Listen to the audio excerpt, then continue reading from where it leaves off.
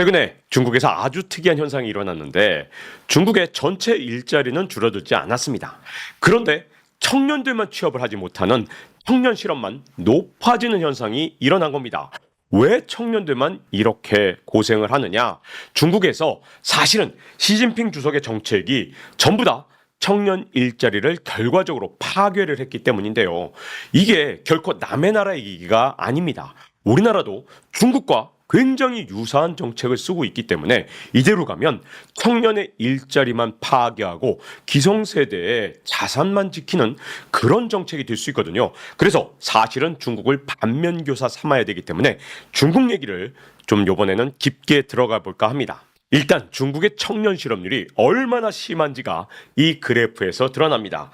자, 중국에서 23년 6월까지 청년 실업률을 발표했습니다. 이때가 마지막 21.3%였는데 이때 중국의 청년 실업률이 진짜 발표할 때마다 계속 올라가니까 중국에서 갑자기 7월부터 청년 실업률 발표를 중단했습니다. 그리고 나서 6개월 뒤에 슬쩍 청년 실업률을 발표했는데 14.9%로 대폭 줄어든 겁니다. 그러면서 중국에서 뭐라 그랬냐? 기준을 바꿨다. 이렇게 발표를 하죠. 요즘에 동아시아에서는요. 통계가 불리한 게 있으면 기준을 바꿔버리는 게 일종의 유행처럼 번지고 있는 것 같습니다.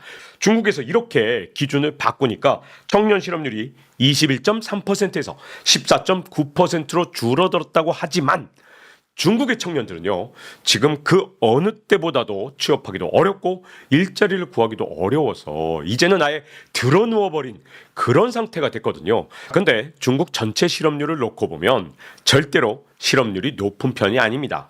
중국에서는요, 한때 실업률이 막 6%를 넘은 적도 있었습니다. 그런데 지금의 중국의 실업률은 가장 최근 데이터 24년 5월에 고작 5%에 불과했습니다. 그러니까 중국에서는 최근의 데이터를 봤을 때 가장 낮은 수준의 실업률을 보이고 있거든요. 그런데 청년만 딱 떼놓고 보면 과거에 2023년까지 기준으로 놓고 봤을 때 전체 청년의 5명 중에 1명은 놀고 있는 거고 새로운 기준이라 하더라도 7명 중에 1명이 놀고 있습니다. 그러니까 전체 실업률은 지금 엄청나게 안정돼 있는데 청년들만 일자리를 구하지 못하고 있는 겁니다. 도대체 중국에는 무슨 일이 일어났기에 이렇게 청년들만 일자리가 없어서 고통을 받고 있는 걸까요? 자, 일단 첫째는 청년들이 숫자가 많아서 그런 건 절대 아닙니다. 가끔씩 대학 졸업자만 1,000만 명이다 이렇게 얘기를 하니까 와, 중국의 대학 졸업자가 너무 많아서 일자리가 없나 보다 이렇게 생각하시면 안 되고요. 물론 최근 들어서 대졸자만 놓고 보면 늘어난 건 맞는데 전체 인구를 놓고 보면 지금 아주 홀쭉하게 들어간 부분들이 있죠. 여기가 바로 지금의 청년들입니다. 오히려 그 다음 세대가 더 많아요. 근데 지금의 대졸자만 놓고 보면 그 어느 세대보다도 가장 인구가 적은데 그런데도 일자리가 없는 겁니다. 그러니까 노동의 공급 측면의 문제가 아니라 수요 측면에서 청년들을 필요로 하지 않는다. 이게 중국의 문제인 거죠. 자, 이렇게 청년들 일자리만 콕 찍어서 일자리가 줄어든 데에는 여러 가지 이유가 있겠지만 그 중에 하나가 시진핑 주석의 등장 때문이라고 할 수 있습니다.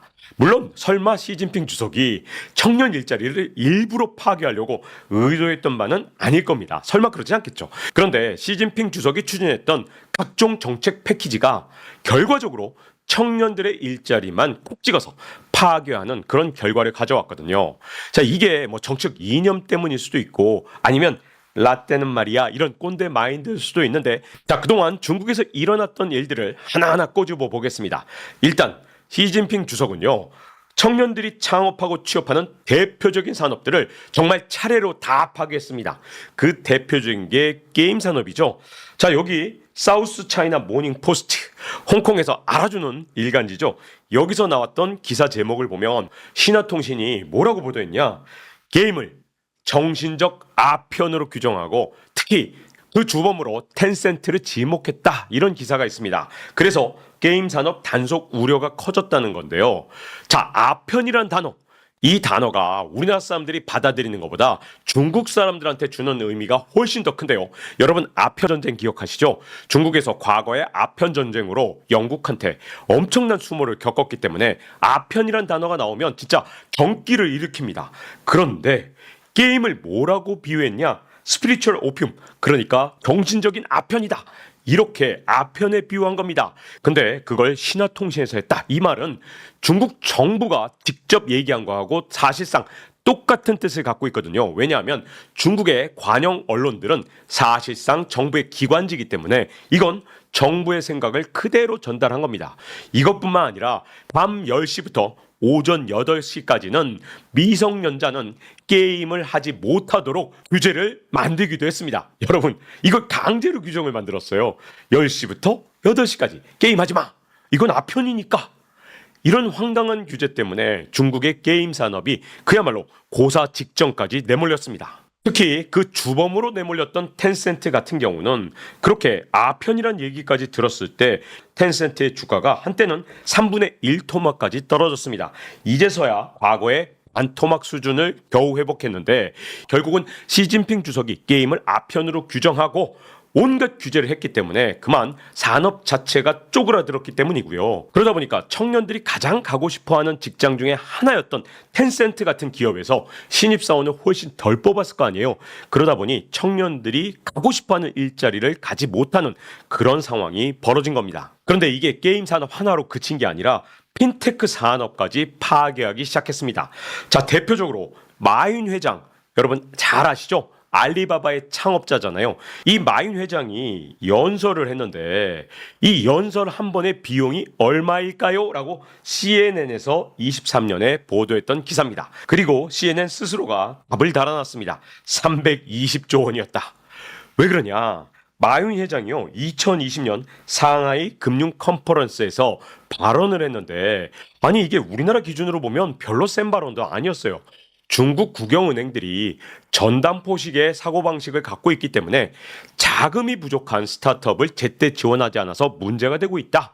요 정도 말을 겨우 했거든요. 그런데 이 말을 한 다음에 엔투그룹의 상장이 무산됐고 그 뒤에 온갖 규제를 때려 맞으면서 핀테크 산업이 고사 직전까지 갔습니다. 그 결과로 엔트그룹의 가치가 75%나 추락을 했는데 이게 금액으로 치면 2,300억 달러, 무려 320조 원이라는 게 CNN의 2023년 보도입니다. 근데 중국 정부에서 엔트그룹 하나를 규제하고 끝나느냐? 그렇지 않죠. 핀테크 전체를 통제하기 시작했습니다.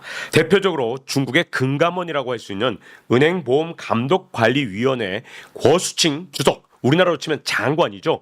이 사람이 뭐라 그랬냐? 14개 플랫폼 기업의 금융업 특별 정리를 기본적으로 완료했다. 이걸 정부에서 완전히 14개의 기업들을 전부 다 손을 봐준 겁니다.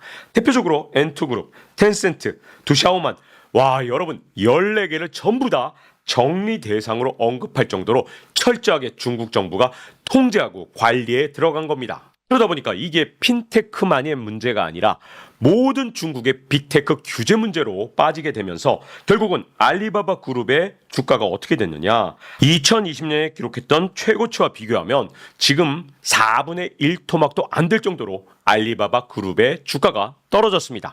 이뿐만 아니라 중국의 빅테크 기업들은 전부 다 주가 폭락을 이 사태로 인해서 겪게 되었죠. 그러면서 중국의 상하이 종합주가지수 전체가 타격을 받았는데요. 여러분 우리나라 코스피에 투자하신 분들 지금 박스피 때문에 진짜 고통받고 계시잖아요. 그런데 우리나라 코스피는 5년 전보다 그래도 30%나 올랐습니다. 중국이 마이너스 0.85%를 기록한 것과 비교하면 우리나라는 그래도 오르긴 올랐습니다.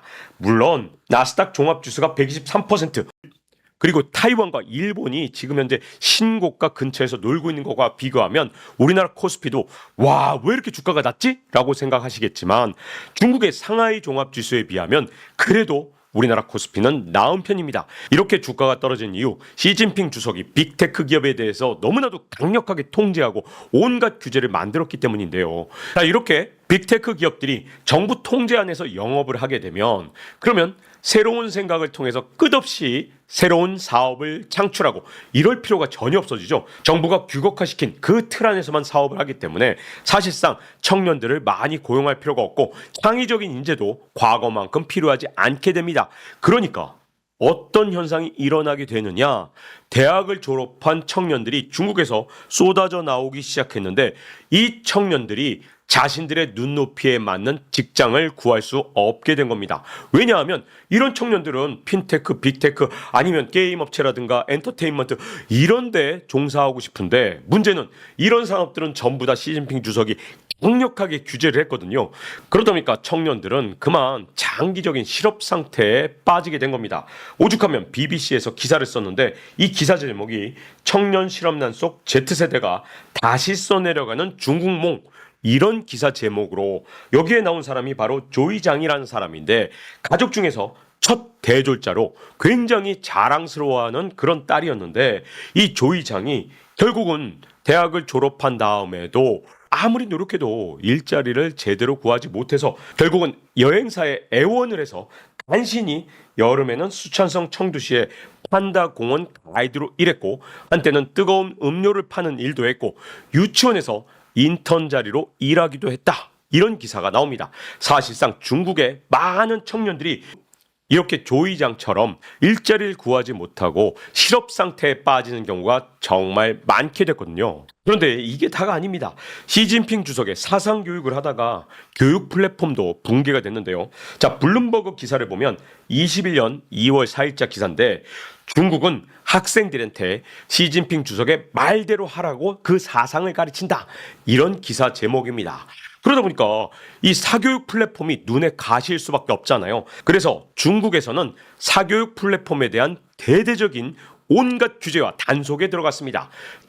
대표적으로 사교육 플랫폼들은 더 이상 학비를 받지 못하도록 아예 통제를 해버렸습니다. 그러니까 여러분 우리나라로 치면 메가스타디한테 돈을 받지 않고 교육을 시켜라. 이렇게 규제를 한 겁니다. 아니 이게 말이 됩니까? 플랫폼을 만들어놨는데 돈 받지 말고 교육을 시키라니 이게 말이 안 되는 거잖아요. 신둥팡 같은 경우는 학원 1,500개의 문을 닫고 전체 직원의 3분의 2인 6만 명을 해고했습니다. 신둥팡의 시가총액은 90%, 매출은 80%가 줄어들었습니다. 다시 말하면 회사가 10분의 1 토막으로 쪼그라들었다는 거죠. 여기에 대해서 블룸버그가 2023년 기사를 썼는데 이렇게 시진핑 주석의 교육 플랫폼 규제 때문에 무려 1,000억 달러짜리 시장이 무너지고 그리고 이게 전부 다 음성화됐다는 겁니다. 옛날에는 뭐 온라인 강의라든가 이렇게 대형 학원에서 값싸게 수업을 들을 수 있었는데 이렇게 사교육 시장을 규제하니까 중국의 중산층이나 아니면 상위 계층은 이걸 몰래 불법 고액과외를 하기 시작한 겁니다. 결국 이런 규제 때문에 중국의 빈부격차가 결국은 교육격차로 벌어지면서 부의 대물림을 더욱더 강화시키는 역효과가 났다는 게 블룸버그의 평가가 된 겁니다. 자, 그리고 네 번째로 시진핑 주석이 규제를 했던 산업, 대표적인 게 또 엔터테인먼트 산업이죠. 사우스 차이나 모닝 포스트에 역시 난 기사인데 여길 보면 중국은 아이돌 그룹 등이 돈을 너무 많이 번다면서 엔터테인먼트 산업까지 규제하고 단속하고 있다. 이런 기사입니다.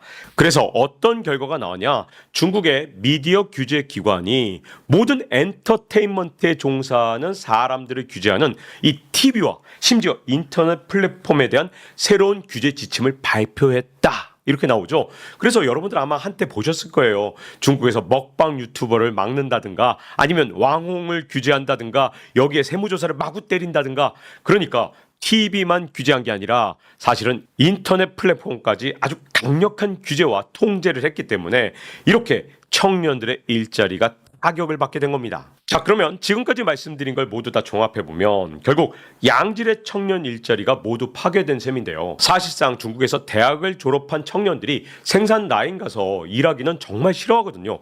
그런데 이런 청년들이 일하고 싶어하는 직장들이 있었죠. 바로 빅테크, 핀테크, 게임 산업, 교육 플랫폼, 엔터테인먼트, 헬스 산업 이런 데가 연봉도 많이 주고 청년들이 마음껏 창의력을 발휘하고 또 고액의 연봉을 받을 수 있고 뿐만 아니라 상업이 계속해서 활발하게 일어날 수 있었던 그런 산업들인데 이런 산업을 전부 다 공동부유라든가 아니면 시진핑 주석의 사상교육을 위해서라든가 이런 이유로 온갖 규제를 하니까 이런 산업들이 전부 다 파괴가 되면서 청년들이 일하고 싶어하는 직장에서 더 이상 청년들을 고용하지 못하는 사태가 최근 한 4, 5년 동안 벌어졌던 겁니다.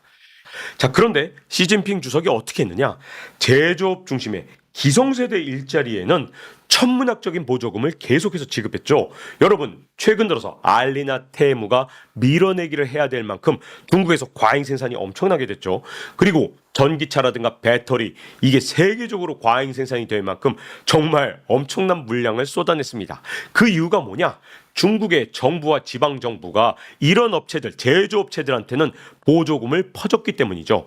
이 때문에 기성세대 일자리만 놓고 보면 일자리가 전혀 줄어들지 않았고, 청년들이 가고 싶어하는 일자리만 줄어드는 중국에서 그야말로 비대칭적이고 아주 큰 시장 왜곡이 일어나게 된 겁니다. 아니 근데 지금 패권 전쟁을 벌여야 되는 이런 중요한 순간에 왜 중국이 이런 오판을 했을까? 많은 분들이 궁금하실 텐데요. 일단 좀 더 품위 있게 폴리티코의 분석을 좀 흉내내 보자면, 여기에 물질에 집착하는 공산주의식 유물론이 작용한 게 아니냐, 이런 분석을 한번 해볼 수 있습니다. 왜냐하면 중국에서 최근까지 밀던 게 뭐죠? 중국 제조 2025입니다. 하나하나 단계별로 살펴보면요, 전부 다 제조업 중심이에요. 왜? 1단계 핵심 소재 부품 70% 자급자족. 2단계 26년부터 35년. 아니 이때는 지금 AI 혁명 일어나고 막 그럴 텐데 그때도 제조 강국 일본, 독일 추월. 아니 소프트웨어 어디 갔습니까? 제조 강국만 지금 추월하겠다고 난리잖아요. 3단계 이건 2036년 이후 한참 뒤의 미래인데, 이건 미국을 꺾고 제조 최강국을 달성하겠다는 게 목표입니다. 아니 미국은 지금 AI에 온갖 지적 서비스로 뛰어가는데 중국은, 아니 제조 최강국 2036년 이후에도 중국은 여전히 물질에 집착하는 모습을 보이죠. 이게 유물론의 영향이 아니냐, 이렇게 한번 멋지게 한번 분석을 해봤고요. 사실 이런 이념보다 저는 이게 단순한 꼰대력이 아닐까, 전 이렇게 생각합니다. 왜냐하면 우리나라도 5060 세대 보세요. 물론 저도 그 세대에 속해 있지만 저하고 같은 나이대에 있는 제 동기들 봐도 꼰대력이 장난이 아니죠. 왜냐하면 야 라떼는 말이야 다 해봤어 이러면서 첫 번째는 자기의 경험을 우선시합니다. 두 번째는 제조업, 물질에 굉장히 집착해요. 왜? 5060 세대는 서비스업이 발달한 시대에 살지 않았거든요. 그러니까 자기들이 경험했던 제조업 중심의 세상에서 결코 벗어나지 못하는 모습이 우리 대한민국의 5060 세대도 거의 마찬가지로 나타나거든요. 그런데 중국의 집단 지도 체제가 무너지고 시진핑 주석을 아무리 견제하는 기구가 무너졌다 해도 그래도 중국이 어쨌든 아직은 판단력이 완전히 쇠퇴한 건 아닌 것 같습니다. 왜냐하면 시진핑 주석이 늦기는 했지만 최근 들어서 방향을 전환하겠다고 사실상의 선언을 했습니다. 신질 생산력이라고 하는데 아유 발음도 힘들어요. 근데 이게 무슨 뜻이냐? 새로운 질적 생산력을 키우겠다, 이런 말입니다. 물론 여기에도 아직도 생산력이 들어가게 있긴 해요. 여전히 뭔가 물질을 버리지 않은 듯한 이런 용어를 쓰긴 했지만 그래도 신질 생산력에서는 변화의 조짐이 보입니다. 지난해 9월에 처음 등장한 용어인데 2023년 3월을 기점으로 중국에서는 핵심 키워드로 떠오르고 있거든요. 자, 그러면 중국 제조 2025와는 도대체 뭐가 달라졌느냐? 가장 크게 바뀐 건 이제 제조업만이 중심이 아니라 스마트, 디지털화, 네트워크화, 그리고 R&D를 강조하기 시작했습니다. 물론 지난 3, 4년 동안 중국이 시간을 낭비해왔지만 어쨌든 이제라도 변화의 조짐을 보이기 시작했다. 이런 측면에서는 이거 중국이 자칫하면 우리가 앞으로 노릴 먹거리 산업에서 경쟁하는 거 아니냐, 이런 우려도 약간은 듭니다. 다만 중국 내에서는요, 이미 청년들이 일할 플랫폼은 상당 부분 파괴가 됐고, 그리고 더 문제점은 청년들 스스로가 이제는 많이 포기한 상태가 됐다는 겁니다. 그 이유가 뭐냐? 제조업 중심으로 중국 경제를 그동안에 계속해서 이끌어왔기 때문에 청년들 입장에서 성공하려면 이런 기존의 제조업체에 취직을 해서 여기서 고위직을 가는 게 중국 청년들의 출세가 됐거든요. 그러다 보니까 이 좁은 문을 향해서 청년들이 진짜 미친 듯이 경쟁을 하다 보니까 그만 청년들끼리 고도의 경쟁을 하는 과정에서 다 지쳐서 나가 떨어지는 상황이 됐습니다. 그래서 소수의 청년들이 이 제조업 피라미드에서 위에 간신히 올라갈 수 있는 그런 티켓을 얻었고요. 이미 지난 3, 4년간의 규제로 실망을 많이 한 청년들 중에 상당수는 이 피라미드 자체를 포기하고 탕핑족을 선택한 경우가 정말 많아졌거든요. 상핑족이라는 건 그야말로 드러누워 있는 사람들을 뜻합니다. 아니 이거 모든 걸 포기하고 차라리 드러누워 있자. 이렇게 각박하고 너무너무 힘든 세상에서 노력해봤자 아무런 차이를 만들지 못하니까 차라리 누워 있자. 이게 정부를 향한 나의 저항이다. 이렇게 생각하는 청년들이 그 어느 때보다 늘어난 게 중국의 현실입니다. 그러나 중국의 무기가 뭡니까? 인구가 진짜 많다는 거죠. 만약에 중국이 신질 생산력으로 다시 전환하는 게 확실해진다면 제가 보기엔 그동안 소외됐던 청년들은 뭐 그렇다 하더라도 새로 대학을 졸업하는 청년들이 해마다 1,000만 명씩 공급되는 게 바로 중국입니다. 만약에 중국이 변화에 성공한다면 우리가 결코 우습게 볼 수는 없는 상황인 거죠. 그런데 우리가 지금 중국을 걱정할 때가 결코 아닙니다. 왜냐하면 아까 말씀드린 대로 중국은 인구가 워낙 많습니다. 지금이라도 정책을 바꾼다면 중국은 하루아침에 달라질 만한 그런 엄청난 인구 집단을 갖고 있는 겁니다. 그런데 한국은 진짜 심각해요. 왜냐하면 그래도 중국은 자원을 제조업에는 밀어줬습니다. 이게 중국의 강점이기도 해요. 근데 한국은 그동안 무슨 짓을 했느냐? 여러분 한번 생각을 해보세요. 그동안 우리나라 정부에서 부동산에 천문학적인 지원을 해왔습니다. 예를 들어서 온갖 특공을 해서 여기에 대해서 대출금에 보조금을 줬죠. 여기다가 전세자금 지원 대출. 이거 사실은 세입자를 위한 정책이 아니라 부동산 값을 띄우는 정책인데 여기에도 천문학적인 지원을 해줬습니다. 그런데 그때 정치권이든 아니면 언론이든 이런 정책을 비판하는 언론 보셨습니까? 왜 비판을 안 하느냐? 자기들이 갖고 있는 부동산 가격이 올라가니까 당장 좋은 거예요. 그래서 부동산 지원을 하면 와 좋은 정책 이렇게 판단을 하는 것 같습니다. 그런데 R&D 예산 삭감에 대해서 제가 비판을 하면 항상 댓글에 달려요. R&D 예산에 새는 돈이 얼마나 많은데 R&D는 싹 다 줄여야 돼. 진짜 그렇게 댓글이 달립니다. 그런데 여러분 부동산에 들어가는 돈, 토목공사에 우리가 쓸어 넣은 세금 그 돈이 훨씬 더 낭비지 R&D 예산 낭비하고 비교하면 제가 보기엔 그동안 우리가 부동산에 쏟아 넣은 낭비가 훨씬 더 크다고 봅니다. 특히 여러분 R&D 예산의 대부분은 낭비가 불가피해요. 제가 이 R&D 예산 문제 때문에 미국 취재를 갔다 온 적이 있는데 미국의 고위 관리자들이 한국 보러 뭐라 그랬냐면 야 너희 한국은 무슨 효율성이나 따지고 있냐. 제정신이 아니다. 우리나라는 전체 지원 예산의 20%만 성공한다. 왜? 80%는 우리가 돈 낭비가 될지라도 그렇게 정말 새로운 기술에 일단 투자하고 언젠가 그 실패를 밑바탕으로 새로운 혁명을 만들 때까지 지원을 한다. R&D 예산은 당연히 낭비가 있는 것이다. 라고 NSF라고 미국의 국립과학재단 국장님들이 저한테 충고를 하더라고요.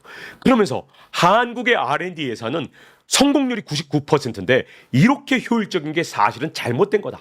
어떻게 99%겠느냐? 한국은 무조건 R&D에 성공할 만한 데에만 R&D 신청을 하고 이렇게 투자가 이루어진다. 왜? 실패를 두려워하고 예산 낭비가 이루어질까 봐 공무원들이 겁먹었고 연구자들이 겁먹어서 성공할 만한 것만 투자를 하기 때문에 결국은 대한민국에서 원천 기술이 나오지 않는 거고 혁명적 기술이 나오지 않는 것이다. 라고 NSF의 국장님이 저하고 인터뷰하면서 한국에 대해서 충고를 했던 겁니다. 그런데 여러분 R&D 예산이라는 게 대부분 어디다 쓰이느냐? 연구원들의 인건비로 쓰이는 게 정말 많습니다. R&D 예산을 대폭 삭감하니까 연구원들이 갈 데가 없어지는 거고 직장을 잃어버리게 돼요. 그러면서 왜 의대만 가냐고 청년들을 욕한다. 이게 말이 된다고 생각하십니까? R&D에 실패한 연구들 보면서 야 이거 실패했으니까 R&D 실패한 거잖아. 이거 예산 낭비네.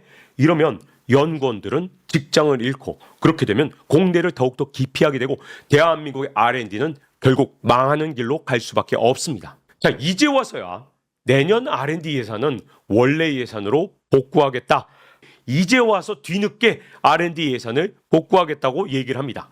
그런데 저는 우리나라 정부한테 묻고 싶습니다. 계속해서 부동산만 부양하는데 부동산으로 우리가 아무리 부양해서 부동산 가격을 올려봤자 이걸로 해외에서 우리나라가 에너지나 원자재나 중간재나 식량을 사올 수 있겠습니까? 불가능하죠. 우리나라는 무역으로 먹고 사는 나라인데 계속해서 부동산만 부양해서 부동산 값만 올려놓으면 대한민국은 도대체 뭘로 먹고 사나요? 뭔가를 해외에 팔아야 우리나라가 먹고 살 수 있는데, 그러려면 청년들이 계속해서 혁신 기업을 만들고 또 새로운 플랫폼을 만들고 이걸 통해서 신규 창업이 이루어지면서 끝없이 스타트업의 용광로가 돼야 되는데, 지금 대한민국은 수출과 혁신의 나라를 포기하고 부동산의 나라로 자꾸만 바뀌어가고 있습니다. 그런데 우리나라가 부동산으로 국가 경쟁력을 키울 방법은 전혀 없습니다. 이렇게 부동산만 계속해서 부양하는 정책에 국가의 모든 남아있는 여력을 다 집중하게 되면 대한민국의 다른 분야는 다 죽을 수밖에 없고요. 그렇게 돼서 부동산 가격이 계속 치솟아 오르게 되면 청년은 결혼을 할 수 없고 아이를 낳을 수 없고, 그리고 대한민국의 혁신 동력인 인적 자원은 결국 붕괴되고 말 겁니다. 제발 늦기 전에 깨달아서 혁신과 기술혁명의 새로운 도약의 발판을 만들기를 바라며 지식한방을 마무리 짓겠습니다. 다음 시간에 뵙겠습니다.